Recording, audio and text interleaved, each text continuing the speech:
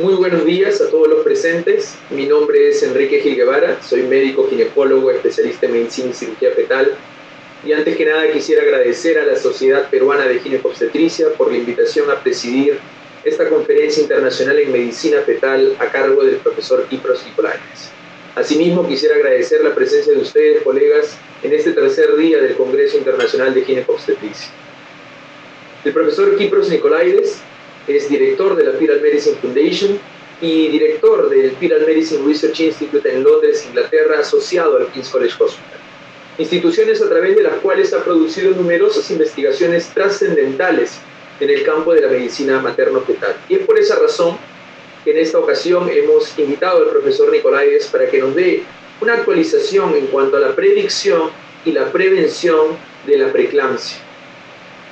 Professor Nicolaides, thank you very much for accepting our invitation.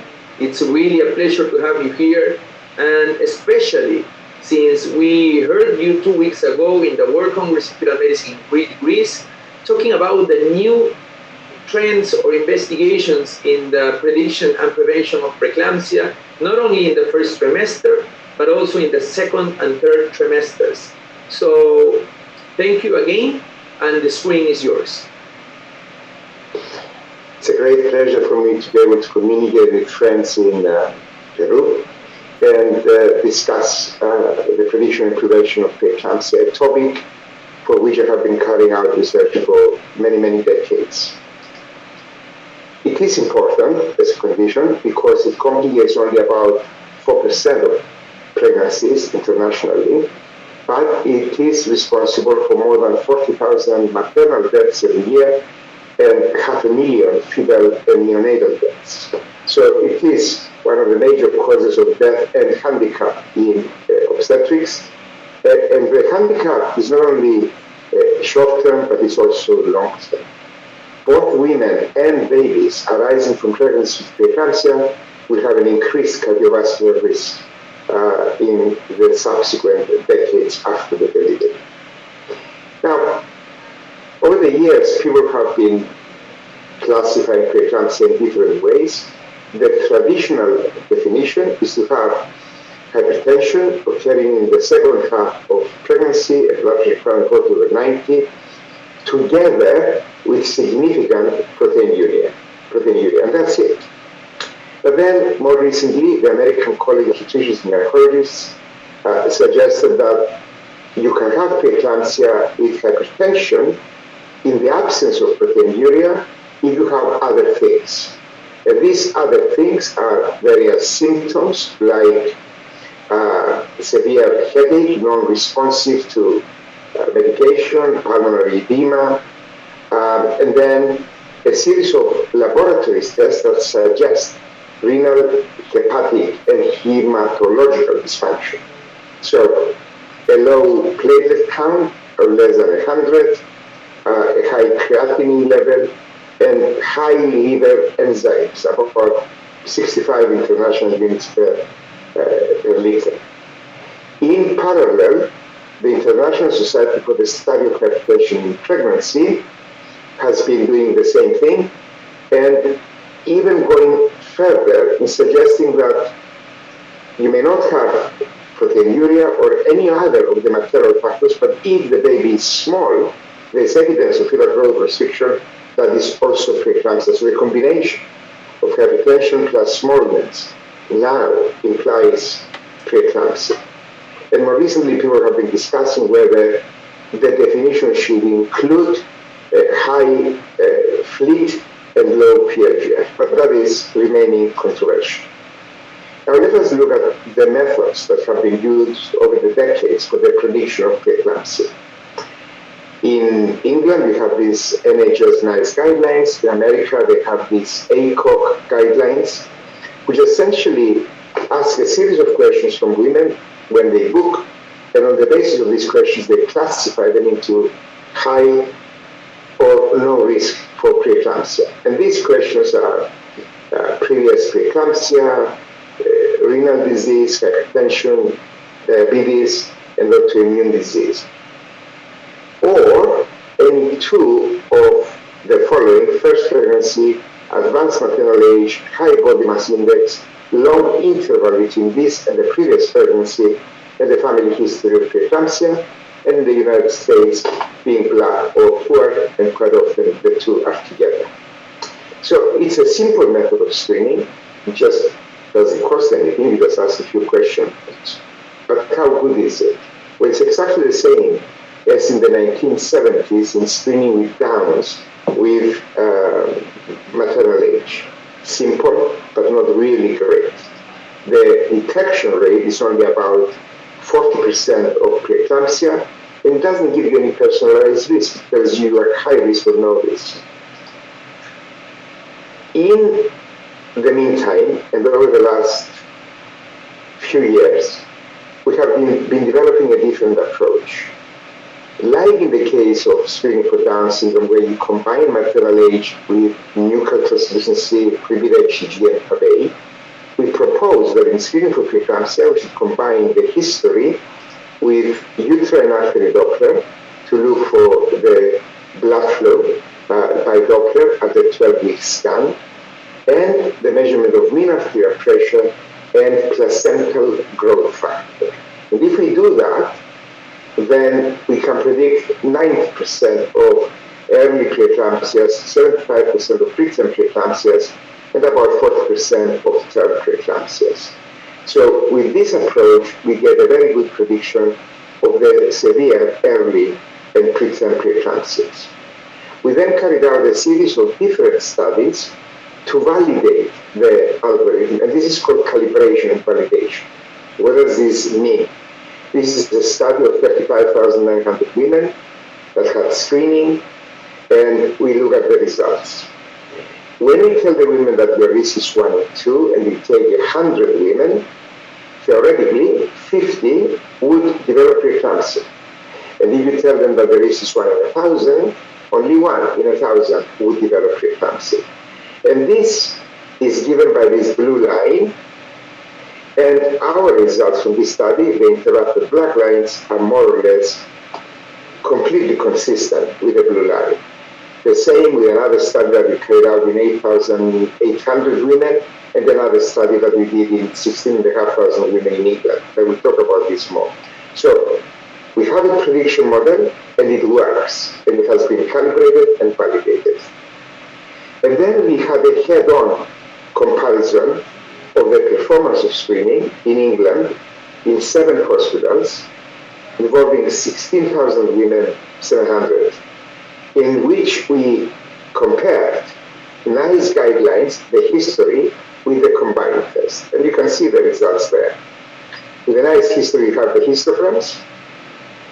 The detection of preeclampsia before 34 weeks was about 47 weeks, whereas with our method was twice as much at 90%.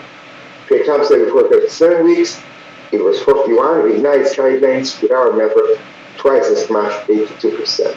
And then term preeclampsia, 26 and 44. So it is very, very clear that screening by a combination of maternal factors with blood pressure plus uterine artery Doppler plus, if you have the money, PLGF, it is much, much better than just asking a few questions. In this slide, I summarize the results from 61,000 cases to illustrate the importance of different components of the test. For example, if we look at preeclampsia before 32 weeks, the combined test, mean arterial pressure, uterine artery Doppler, and PLGF picks up about 90% of those. If we don't have money to measure PLGF, but we can measure mean arterial pressure and uterine artery Doppler, we can get to 85%, not bad. If we cannot do Doppler, but we can measure the blood pressure and measure PLGF, we can get to 80%. Again, not bad, but the ideal is to combine all three. I then want to address the question of what biomarkers are useful, because there are differences in different stages in pregnancy. We do screening for preeclampsia at 12 weeks, and 20 weeks, and 30 weeks, and 36 weeks. At each stage, the measurement of blood pressure, mean arterial pressure, is always useful. The measurement of PLGF is always low, and that is also useful. Uterine artery Doppler is useful only in the first and second trimester, less so in the third trimester, and not at all at the end of the third trimester. Impaired placentation is not really the mechanism of preeclampsia at term. FLIT goes up about 5 weeks before the clinical onset of preeclampsia, and therefore is not a useful biomarker at 12 weeks. Some people suggest that PAP can be used instead of PLGF, and that is true, but PAP is a very, very poor marker, and it is only confined to the first trimester. More recently, extensive research has been carried out on the use of the cardiovascular assessment in the prediction of preeclampsia. Why? Well, because we know that women that develop preeclampsia have increased long-term cardiovascular risk. So can we therefore predict that these women already have impaired cardiac function, and we can utilize this information for the prediction of preeclampsia? We carried out many, many studies. In this study involving nearly 5,000 women examined at around 20 weeks, we found that the average, the normal value is the vertical block.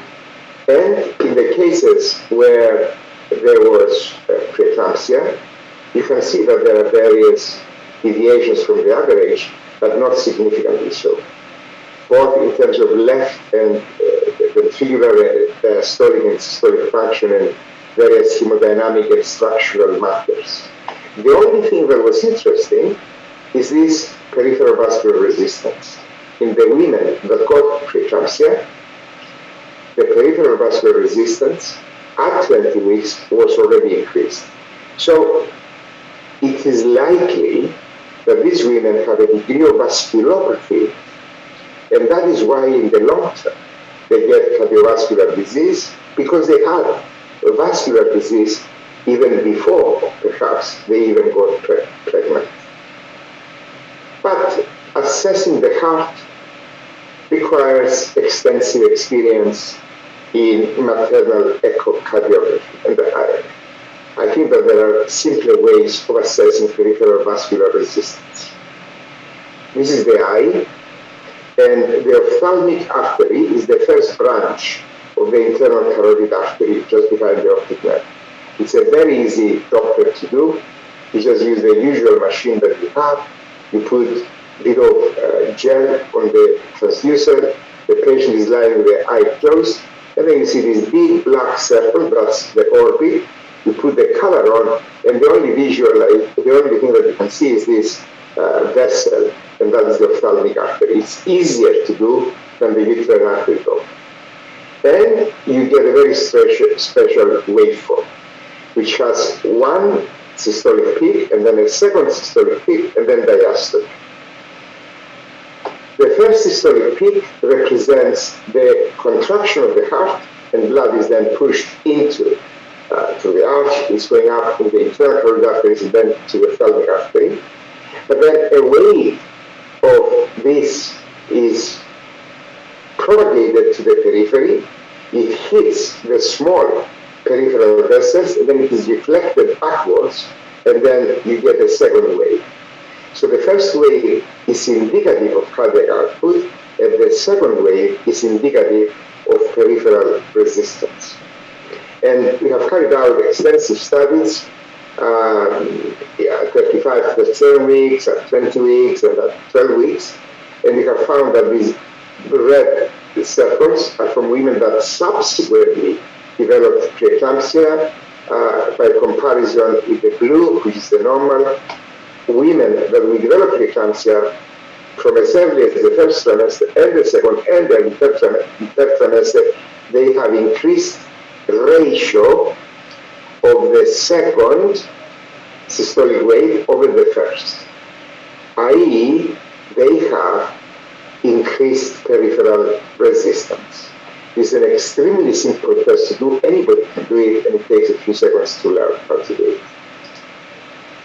Now, let us look at prevention of preeclampsia.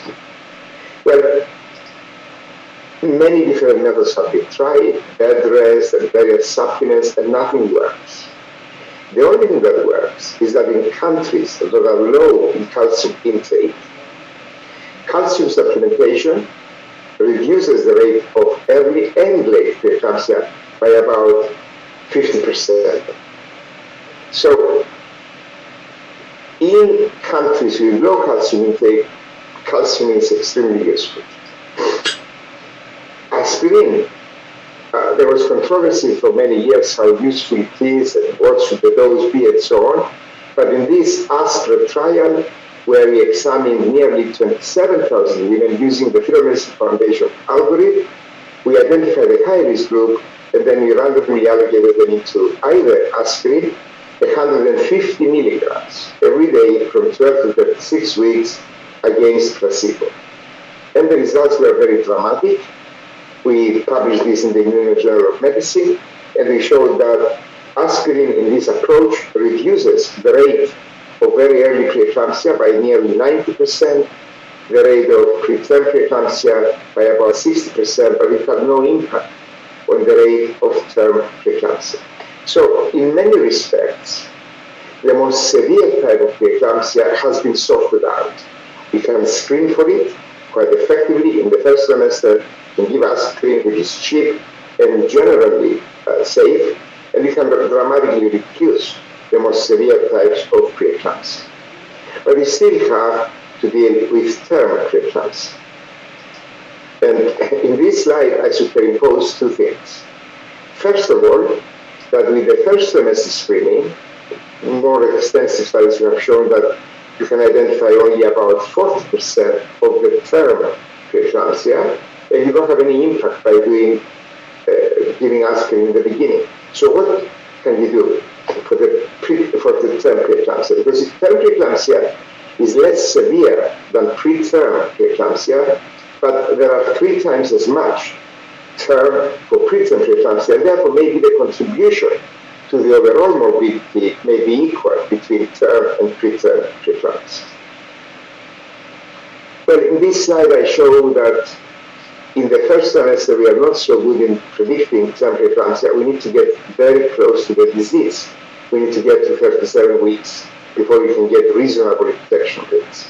We use this approach, and then we randomize the high-risk group, identified from screening nearly 30,000 women, into those that were high risk, and they received statins, 20 milligrams per day versus placebo, and unfortunately showed that that was not effective in the prevention of preeclampsia term.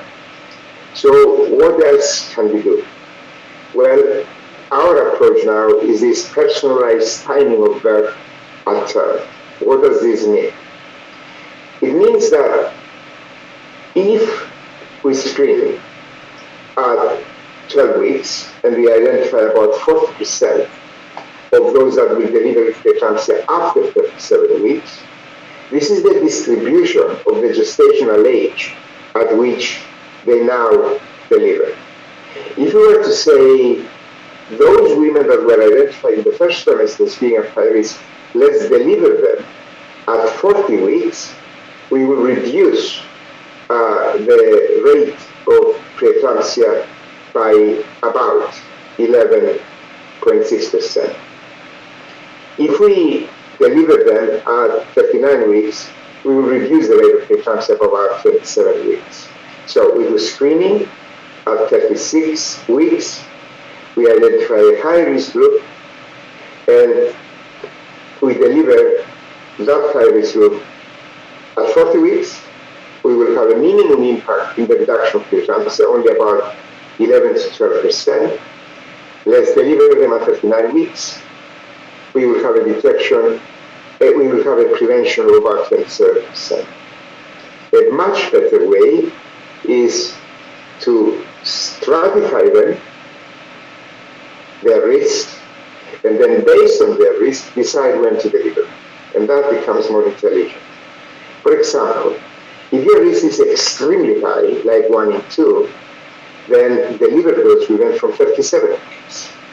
And if your risk is 1 in 5 to 1 in 3, the liver of those women starting at 38 weeks. Uterus is running 6 to 120, the liver at 39, it's running 50 to 120 at 40, 41 weeks, and so on.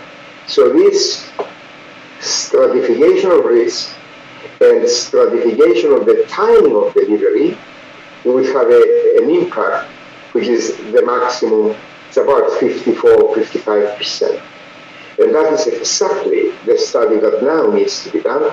And we are doing that study, and we hope that we'll have the results in the next couple of years. So this is the scheme overall. We assess the risk at 36 weeks. Only about 1.5% will have an extremely high risk, and those with a liver at 37 weeks, 2.5 with a liver at around 38 weeks, and then the risk with about 8% of the population with a liver at 39, and so on. So stratification of risk and stratification of the time of delivery is the approach that I believe will reduce the rate of term preeclampsia. Thank you very much for the invitation.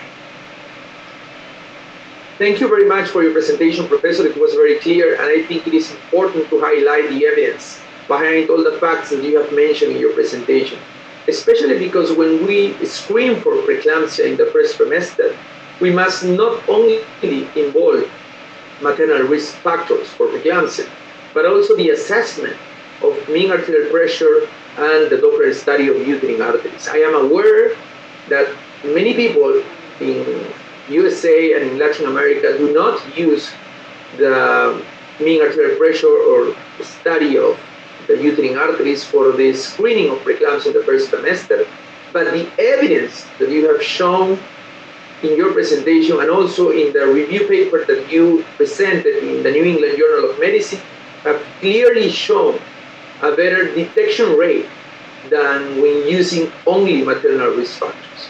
So it's something that we need to progressively adopt in order to achieve a better screening of preeclampsia, not only in the first trimester, but also in the second and third trimesters. Thank you very much again for your presentation, Professor, for accepting our invitation, and we hope to see you soon again. Thank you very much. Profesor Nicolaides, muchas gracias por aceptar nuestra invitación. Realmente es un placer tenerlo a usted aquí, y especialmente puesto que lo escuchamos hace un par de semanas en el Congreso Mundial en Atenas, Grecia, hablando acerca de las nuevas tendencias e investigaciones en la predicción y prevención de la preeclampsia, no solamente en el primer trimestre, sino también en el segundo y tercer trimestre. Entonces, muchas gracias otra vez, y el escenario es suyo, profesor. Es un gran placer para mí poder comunicarme con mis amigos en Perú y conversar acerca de la predicción y la prevención de la preeclampsia, un tópico en el cual hemos estado realizando investigación durante varias décadas. Es importante esta condición porque complica alrededor de un 4% de los embarazos y es responsable de más de 46,000 muertes maternas por año y de 500,000 de muertes fetales y neonatales. Entonces es una de las principales causas de muerte y discapacidad en obstetricia, y la discapacidad no solamente es a corto plazo, sino también en el largo plazo. Para las mujeres y bebés que sobreviven a la preeclampsia hay mayor riesgo cardiovascular, esto en las décadas posteriores después del evento. Ahora, a lo largo de los años se ha clasificado la preeclampsia de diferentes maneras, que la definición tradicional es tener hipertensión, particularmente en la segunda mitad del embarazo, conjuntamente con proteinuria significativa. Esto es.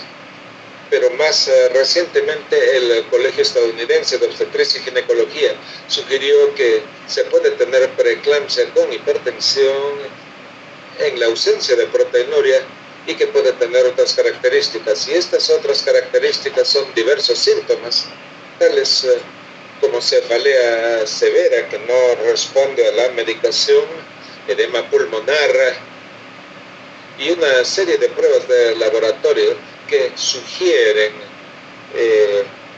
disfunción renal, hepática y hematológica. Entonces, un recuento de plaquetas bajo, menos de 100.000, niveles elevados de creatinina y niveles elevados de las enzimas hepáticas, más de 65 unidades internacionales por litro, por ejemplo, en las transaminasas. En paralelo, la Sociedad Internacional para el Estudio de la Hipertensión en el Embarazo ha estado haciendo la misma labor y aún yendo un paso más allá, sugiriendo entonces que no podría tener proteinuria o alguno otro de los factores maternos, pero si el bebé es pequeño, si es, esto también puede corresponder a preeclampsia. Entonces la combinación de hipertensión más un tamaño pequeño del bebé puede significar preeclampsia. Y más recientemente se ha descrito que la definición debe incluir también valores altos de FLIT y PGF también bajos. Ahora, ¿qué hay acerca de los métodos que se han utilizado a lo largo de las décadas para predecir la preeclampsia?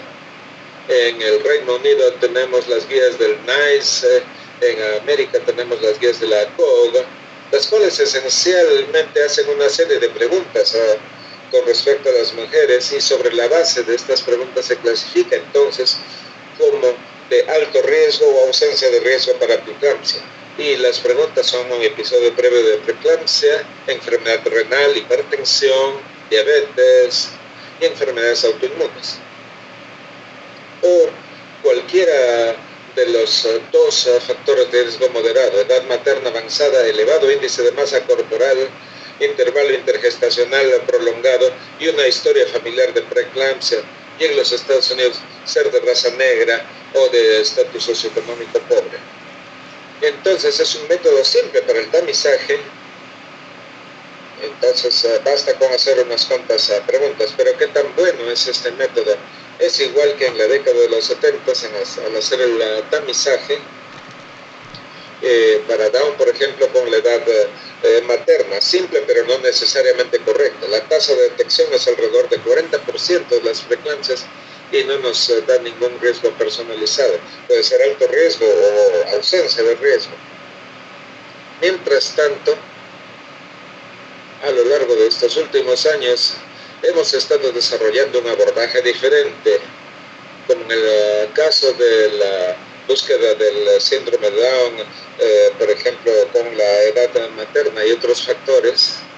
Entonces proponemos que en la preeclampsia se combine la historia con el Doppler de la arteria uterina para buscar el flujo sanguíneo con este Doppler, hacer un scan a las 12 semanas, luego medir la presión arterial media y el factor de crecimiento placentario. Si hacemos esto, entonces podemos predecir el 90% de los casos tempranos de preeclampsia, 75% de las preeclampsias pretérmino y 40% de las preeclampsias a término. Entonces, con este abordaje tenemos una muy buena predicción de la forma severa, precoz y pretérmino en las preeclampsias. Y hay diferentes estudios que se han realizado para validar este algoritmo, y esto se llama calibración y validación. ¿Qué significa esto? Este es un estudio de cerca de 36.000 mujeres que pasan por el tamizaje y nosotros miramos los resultados. Cuando tenemos a las mujeres cuyo riesgo es 1, tomamos acá una submuestra de 100 mujeres, vemos que 50 podrían desarrollar preeclampsia. Entonces diríamos que, pero en 1000 solamente 1 desarrolla preeclampsia después de aplicar los criterios, y esto se da por esta línea azul. Y nuestros resultados del estudio, las líneas negras interrumpidas, son más o menos consistentes. Lo mismo cuando se hace un estudio en cerca de 8.800 mujeres y en otro estudio que hicimos en cerca de 16.500 mujeres. Entonces tenemos un modelo para la predicción y funciona, y este ha sido calibrado y validado. Y luego tenemos una comparación directa del desempeño de este tamizaje en el Reino Unido en 7 hospitales que involucra 16.700 mujeres, en los cuales nosotros comparamos las guías del Instituto NICE, la historia, con la prueba combinada. Entonces vemos aquí los resultados. La historia de NICE aparece aquí en fucsia. La detección de la preeclampsia a las 34 semanas es como 47%, pero con nuestro método era 90%. a menos de 37 semanas, con las guías de mes 41% y nuestro método el doble justo 82%, y la preeclampsia a término 26% contra 44%. Entonces está bien claro hacer este tamizaje con la combinación de los factores maternos, con la presión arterial más el Doppler de la temperatura y PRGF. Entonces esto es mucho mejor que simplemente hacer unas cuantas preguntas. En esta diapositiva se resumen a 61,000 casos para enfatizar la importancia de los diferentes componentes en nuestra herramienta. Si miramos la preeclampsia antes de las 32 semanas, las pruebas combinadas presión arterial media, Doppler y PLGF da como un 90% la combinación para predecir. Si no tenemos el dinero para medir el PLGF, pero medimos la presión arterial media y el Doppler de la arterial, vamos a un 85%, no está mal. Si nosotros no podemos usar el Doppler, pero medimos la presión arterial media y el PLGF, tenemos 80%, entonces nuevamente no está mal, pero el ideal es combinar los tres. Y quiero enfocar la pregunta de qué biomarcadores son útiles, ya que hay diferentes usos. Podemos hacer el tamizaje para la preeclampsia 12, 22, 32, 36 semanas en la gestación. En cada etapa, la medición de la presión arterial media siempre es útil. La medición del PLGF siempre es útil también. El Doppler de la arteria uterina es útil solamente en el primer y segundo trimestre, menos en el tercer trimestre, y para nada al final del tercer trimestre. La placentación afectada realmente no es un mecanismo para la preeclampsia en el periodo a término. FLIP, esto a 5 semanas antes de la aparición clínica de la preeclampsia, no es un biomarcador útil a 12 semanas. Algunas personas sugieren que pudiera utilizarse el PIGF, pero este es un marcador de pobre utilidad y solamente está confinado al primer trimestre. Más recientemente se ha realizado investigación bastante detallada acerca del uso de una evaluación cardiovascular en la predicción de la preeclampsia. ¿Por qué? Porque como nosotros sabemos que las mujeres que desarrollan preeclampsia tienen un riesgo cardiovascular a largo plazo aumentado, entonces pudiéramos predecir si estas mujeres ya tienen algún deterioro en la función cardíaca y podríamos utilizar esta información para la predicción de la preeclampsia. Realizamos muchos estudios. Aquí se involucró a cerca de 5,000 mujeres, las cuales fueron examinadas alrededor de las 20 semanas, y encontramos entonces que la edad promedio, el valor normal es la línea vertical, y en los casos en los cuales hubo preeclampsia podemos ver que hay diversas desviaciones con respecto al promedio, pero que no son tan significativas. Entonces, desde el punto de vista de la función sistólica y diastólica ventrícula izquierda y marcadores hemodinámicos y estructurales, lo único que fue interesante es que esta resistencia vascular periférica y las mujeres con preeclampsia, la resistencia vascular periférica a 20 semanas ya estaba aumentada. Entonces es probable que estas mujeres tengan algún grado de vasculopatía, y esta es la razón por la cual en el largo plazo van a tener enfermedad cardiovascular, porque ya tienen de base enfermedad vascular aún antes de quedar embarazadas. Pero al evaluar el corazón, esto requiere mucha experiencia en cuanto a la ecocardiografía materna. Entonces yo creo que hay maneras simples para evaluar la resistencia vascular. Aquí tenemos al ojo, por ejemplo, y la arteria oftálmica es la primera rama de la carótida interna, justo por detrás del nervio óptico.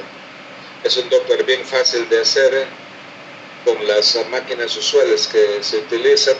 Se pone un poco de gel en el transductor, la paciente está echada con los ojos cerrados y se ve este círculo grande, oscuro, es la órbita, se le pone el color, y lo único que se puede ver es esto, este vaso sanguíneo. y esto corresponde a la arteria oftálmica. Esto es más fácil de hacer antes que el Doppler de la arteria uterina. Y se tiene aquí entonces una medición muy particular con un pico sistólico, un segundo pico sistólico y luego la diástole. El primer pico sistólico representa la contracción del corazón y la sangre que es empujada hacia la circulación, está subiendo literalmente la sangre a través de las diversas arterias, y luego hay una onda que corresponde a la parte periférica y llega entonces a los vasos periféricos pequeños y se refleja de vuelta, y tenemos entonces esta segunda onda. La primera onda, indica el gasto cardíaco, y la segunda onda indica la resistencia periférica. Entonces realizamos estudios in extenso, 36 semanas, 20 y 12 semanas, y encontramos que estos círculos rojos corresponden a las mujeres que posteriormente van a desarrollar preeclampsia, en comparación con lo azul, que es lo normal. Las mujeres que desarrollan preeclampsia a partir del primer, segundo y tercer trimestre, ellas tienen una mayor proporción de esta segunda onda sistólica con respecto a la primera. Por tanto, ellas tienen una mayor resistencia periférica. Esta es una prueba extremadamente simple y cualquiera puede hacerla y toma realmente unos pocos segundos. Ahora, miremos la prevención de la preeclampsia. Bueno, hay muchos métodos diferentes que se han probado, hay diversas formas y no funcionan. La única forma es que los pacientes que tienen baja ingesta de calcio, la suplementación de calcio produce la tasa de la preeclampsia tardía en alrededor de 50%. Entonces, en los países con baja ingesta de calcio, estos índices de calcio son extremadamente útiles.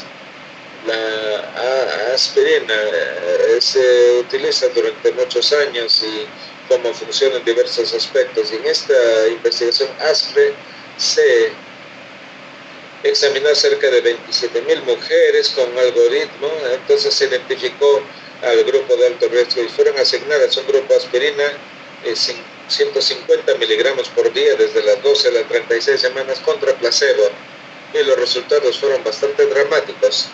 Publicamos esto en New England Journal of Medicine y encontramos que aspirina en este abordaje reduce la frecuencia de preeclampsia temprana en cerca de un 90%.